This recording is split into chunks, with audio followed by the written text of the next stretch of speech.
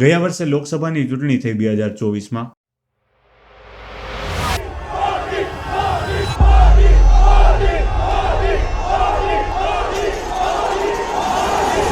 તો એમાં તમારી શું ભૂમિકા રહી હતી? મને 2024માં લોકસભાની જે જવાબદારી આપી ત્યારે મને લિંબાયત વિધાનસભામાં જવાબદારી આપી હતી CR પાટીલ સાહેબે. અને પાટીલ સાહેબે અને સંગીતાબેન પાટીલ મને એવું કીધું હતું કે લિંબાયતના જે ડાઉન બૂથ છે, જે દર વખતે ડાઉન હોય છે, ઓછા મતવાળા જે વિસ્તારો છે એ લોકોને પ્લસ લાવવાનું કામ મને અને મારા મિત્ર ઘનશ્યામભાઈ મકવાણા કરીને છે કોર્પોરેટર, અમને બંનેને એ જવાબદારી આપી હતી. અમે એ સારી એવી નિભાવી અને એનાથી અમે જે ડાઉન દર વખતે જતું હતું એ પ્લસમાં લાવ્યું અને પાટીલ સાહેબને ત્યાંથી અમે ખૂબ સારી એવી બહુમતી અપાવેલી. વાહ!